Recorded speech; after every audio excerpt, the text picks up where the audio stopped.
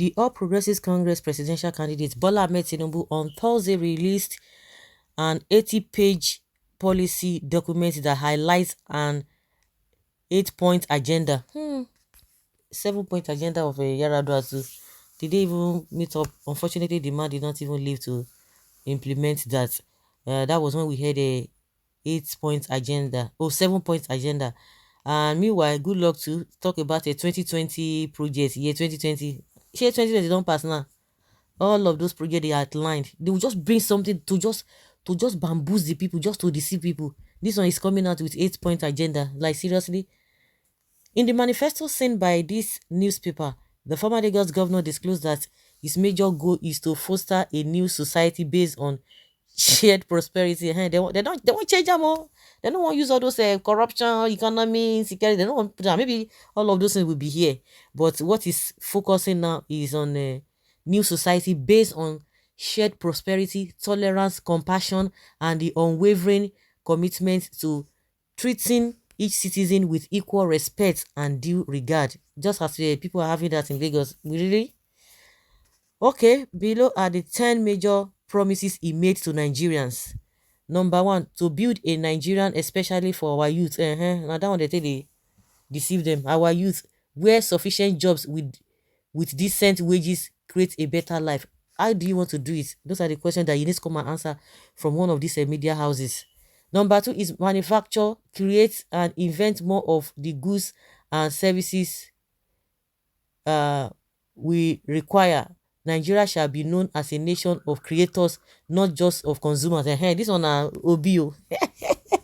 This one what Obi say we do. A consuming nation. Export more and import less. Strengthening both the naira and our way of life. Tomorrow night you tell us you didn't tell us that. Continue assisting our ever toiling farmers through enlightened agricultural policy that promotes productivity and assures decent incomes so that farmers can support their families and feed the nation.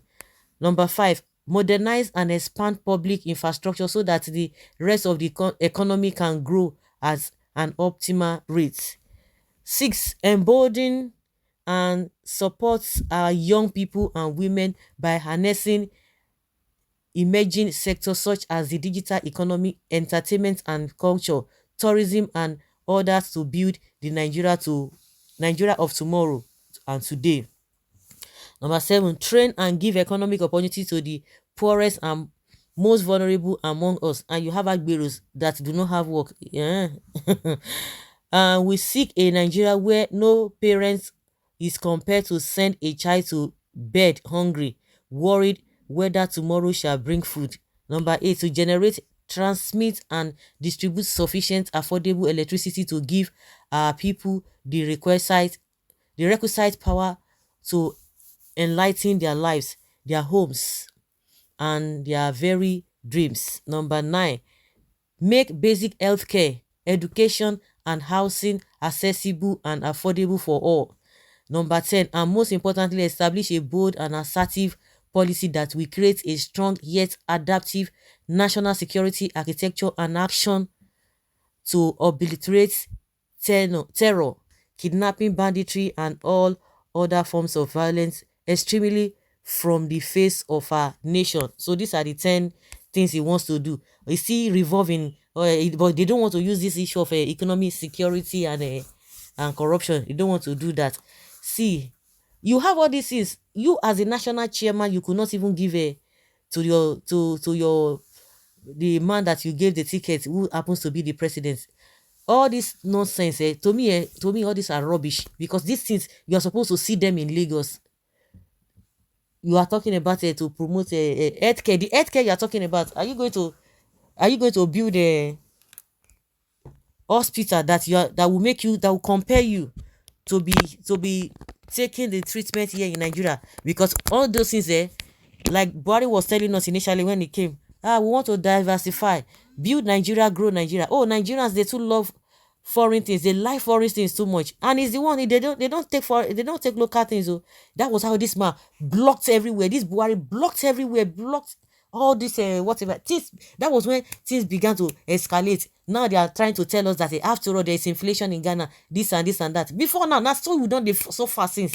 All this is to me, they're just nonsense. They are just repeating things.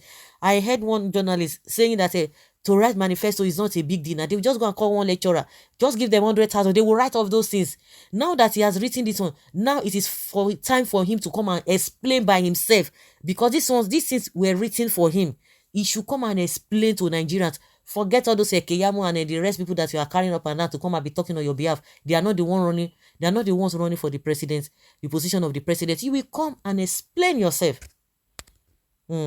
Now everybody now be clapping. Yay, see, you believe them, to your own detriment. Believe them. Another fake promises from fake people. A committee was set up to write the manifesto. I'm sure Tinubu has not gone through his fake promise.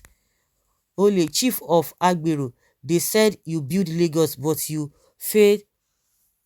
You fall sick, you run to London for medical treatment. Didn't you build hospital in Lagos? All APC candidates must fail. Criminals.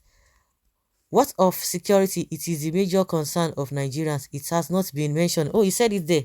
It's captured in number 10 there. Jaga bandits of Africa has come to scam Nigerians again. This is the same man that shamelessly promised his Yoruba people Southwest that Buhari will pay every jobless Nigeria 5,000 naira in 2015, and over 30 promises they made in 2015. They cannot even honor one promise they make in 2015. A drug baron is trying to deceive over 20 or 200 million people. God forbid. Has he scammed you before? No, he never scammed. No, must he come personally? He has scammed. They've scammed us now. Oh my God. You don't know what you're saying. He has scammed people. Well, Loriro, we are still suffering from your 2015 lies. Okay, okay, bring justice. Number 11, bring justice to those that died in Lekki Tugit. All of those things that he even said, nothing will be done. Forget it. They just try to change the English so that it won't sound the same way, with the kind of promises they've been making for you, so that it won't sound the same way. That's just that they're just trying to bring it in a different form. Is it not to gather academicians, especially, of course, to write? Is Tinubu capable of this manifesto? Because he should have shared this on this present administration as one of the top member of the party. God bless you. That is what me and that's why I don't believe in Tinubu. Tinubu is just not. We have chieftains. We have chieftains. He's not just ordinary chieftains. He's the national leader of the party, and you could not tell Buhari all these things. You are coming to tell us nonsense that you know.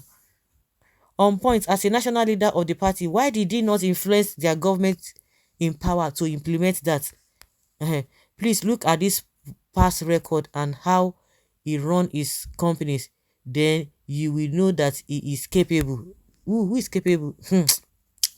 If you can fulfill these promises you made to Nigerians, you will get our vote. If you don't waste your vote, rubbish, fake promises that will not work. If he can, okay, you want to give him first, they will not come and tell you that they didn't know that Buhari. They will not tell you that Buhari has spoiled everything. They didn't know that they didn't know the extent of the damage that Buhari has caused. That is what you are going to be hearing at the end of the day.